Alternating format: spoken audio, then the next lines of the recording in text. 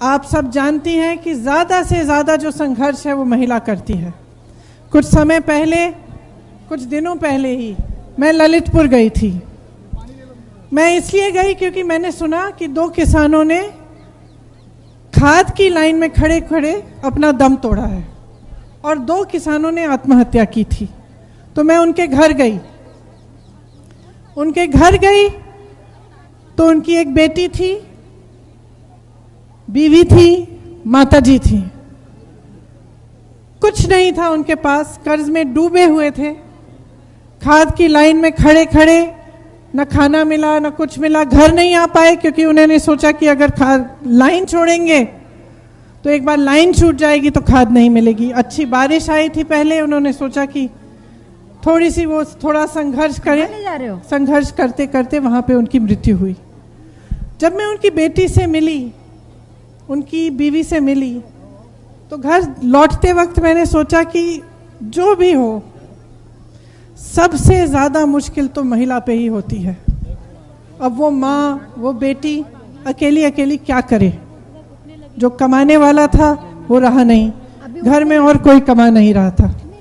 इसी तरह से चाहे कोई भी समस्या हो सामाजिक, उसका पूरा बोझ महिला उठाती है। आप सब अपने घरों में महंगाई का बोझ उठा रही हैं। 250 रुपए की सरसों का तेल मिल रहा है आपको। सरकार कहती है 1 सिलेंडर पकड़ा दो, 1 मुफ्त का सिलेंडर दे दिया और सोचती है कि अपना काम ही खत्म हो गया है। आप उस सिलेंडर को भरवा नहीं पा रहे हैं। नया सिलेंडर 1000 रुपए का मिल रहा है। सरकार ने ये सोच रखा है कि महिलाओं के लिए ये तोहफे देकर सब काम पूरा हो जाएगा। आपकी शक्ति पहचानना नहीं चाह रही है सरकार, आपको आगे बढ़ाना नहीं चाह रही है। जब महिला आगे बढ़ना चाहती है तो तरह तरह की समस्याएं उसके सामने आती हैं।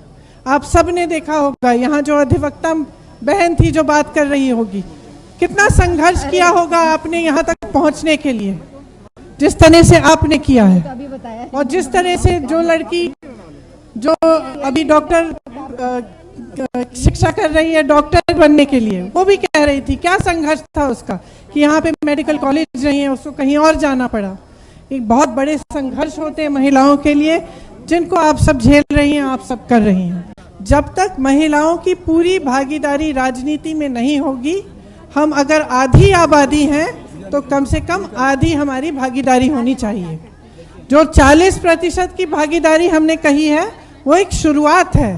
हम चाहते हैं कि आगे बढ़कर जो लोकसभा का चुनाव है उसमें आधी महिलाएं लड़ें, ताकि आप सबकी आवाज़ आगे आए। क्योंकि जब तक हम खुद समाज को बदलने का नहीं ठानेंगे, हम खुद जिम्मेदारी नहीं लेंगे, तो कोई नहीं करेगा। बहुत इंतज़ार हो गया है। कवि ने भी कहा था, आपने सुना होगा, सुनो द्रौपदी शस्त्र उठा लो, अब गोविंद न आएंगे। सुनो द्रौपदी शस्त्र उठा लो, अब गोविंद न आएंगे।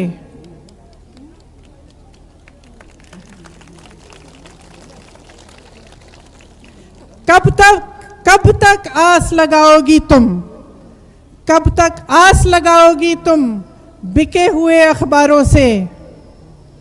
कब तक आस लगाओगी तुम बिके हुए अखबारों से।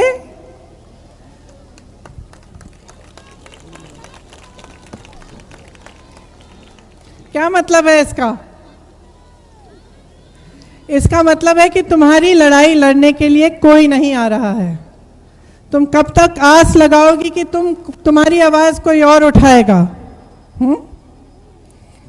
कैसी रक्षा मांग रही हो, कैसी रक्षा मांग रही हो दुशासन दरबारों से।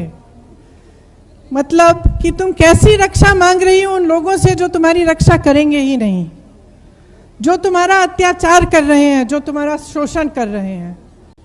तो किसानों का पूरा कर्जा माफ करेंगे। गेहूं और धान 2500 में खरीदा जाएगा और गन्ने का किसान 400 रुपये पाएगा। आपकी बड़ी बड़ी बिजली के बिल आते हैं। काफ़ी बहनों ने मुझे बताया कि बिजली नहीं आ रही है लेकिन बिल ज़रूर आ रही है। तो जो बिजली की बिल है उसको सब बिलों को हम हाफ कराएंगे।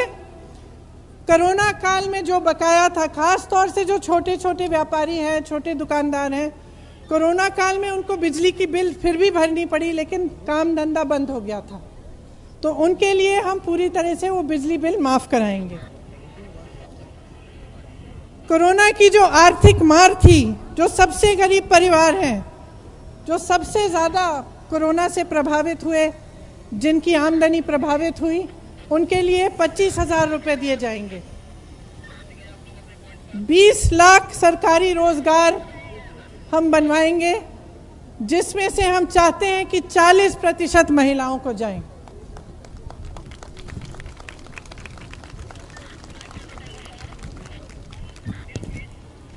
कोई भी बीमारी हो आपको तो कम से कम 10 लाख तक आपको मुफ्त इलाज दिया जाएगा सरकार द्वारा, चाहे कोई भी बीमारी हो। जो छात्राएं बैठी हैं उनको मालूम है कि क्या है हमारी प्रतिज्ञा उनके लिए। तो किस लिए कहा है हमने कि आपको स्मार्टफोन दिया जाएगा?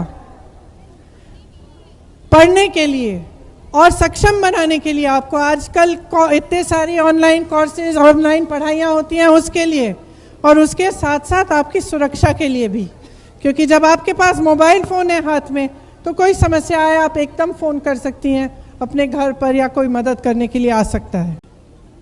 और मैं यहाँ आप सबसे इसलिए बात करने आई हूँ क्योंकि मैं कहने आई हूँ कि देखिए, अपना मन बना लीजिए।